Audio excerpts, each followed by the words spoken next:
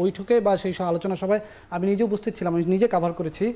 সারোয়ার তুষার তখন তার সঙ্গে একটু কানে কানে বলছিলেন যে সমঝোতা বা এই ধরনের কিছু, অর্থাৎ এটি শুধু পাটোয়ারির বক্তব্য নয়, যা বোঝা গেল এটা আপনাদের দলেরও বক্তব্য। বিএনপি জামাত সমঝোতা হচ্ছে, আপনাদের দলের কাছে এই ধরনের মেসেজ আছে।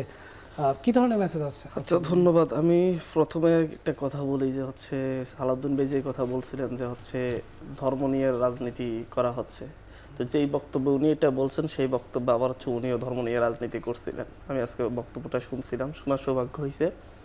উনি বলছিলেন যে হচ্ছে একটি দল আপনার ইসলামের নামে রাজনীতি করার চেষ্টা করছে, মানুষজনকে ইসলামের নামে বোঝাচ্ছে, তবে আমরা মওদুদির ইসলাম পালন করি না, আমরা মদিনার ইসলাম পালন করি।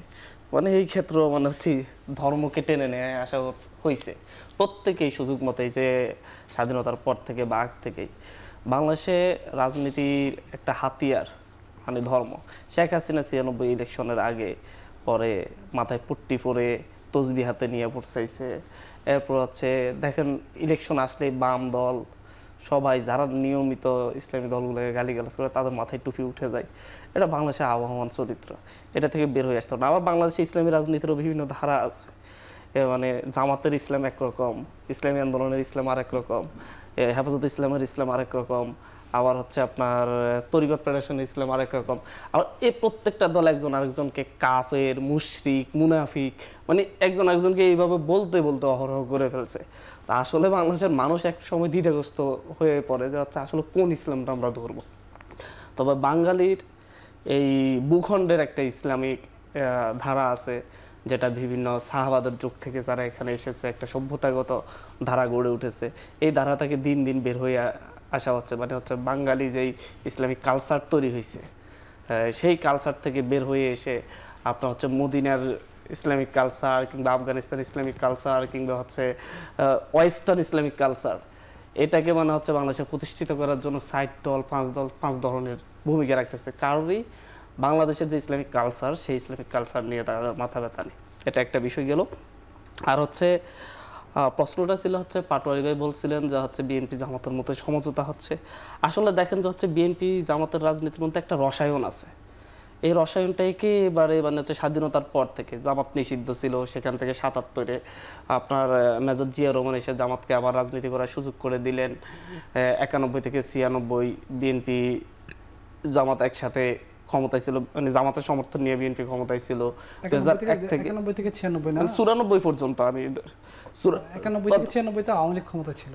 91 থেকে 96 থেকে 2001 আওয়ামী লীগ ক্ষমতা ছিল। এরপর হচ্ছে 2001 থেকে 2006 জামাতের সাপোর্ট নিয়ে জামাত বিএনপি একসাথে ক্ষমতা ছিল। এরা যতবারই ক্ষমতায় যাইতে হয়েছে কিংবা হচ্ছে বিরোধী রাজনীতি করছে, বিএনপি ক্ষমতায় যাইতে জামাতকে হাতে ধরে নিয়ে গেছে। আবার হচ্ছে জামাত বিএনপিকে সাপোর্ট দিয়ে ক্ষমতায় নিছে, মানে এক দল আরেক দলের পরিপূরক। ওদের সমস্যাটা হচ্ছে কি, বাংলাদেশে এখন যখন একটা রাজনৈতিক শূন্যতা তৈরি হয়েছে, আওয়ামী লীগ বাংলাদেশ থেকে বিতাড়িত হয়েছে, তখন এই শূন্যস্থানটা পূরণের জন্য একই রাজনৈতিক ধারার দুইটা দল দুই ধরনের অভিনয় শুরু করেছে।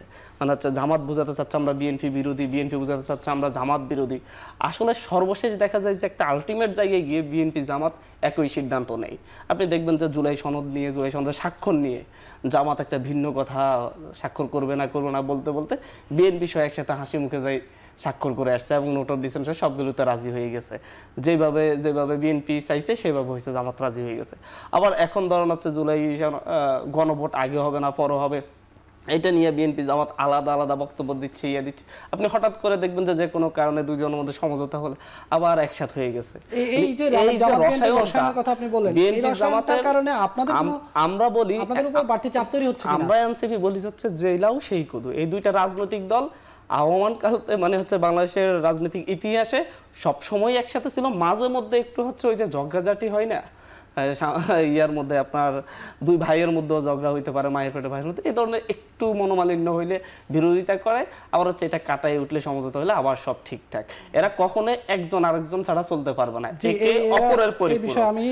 সেই জায়গা থেকে আপনি যেটা বললেন এনসিপির উপর সাপ করতেছেন, এনসিপির উপর সাপ করার কিছু নেই। এনসিপি এই বিএনপি জামাত আওয়ামী লীগের যে রাজনৈতিক ধারা, সেই রাজনৈতিক ধারার বাইরে গিয়া এনসিপি আরেকটা নতুন রাজনৈতিক ধারা তৈরির চেষ্টা করতেছে, এনসিপি আরেকটা নতুন রাজনীতি করতে চাচ্ছে।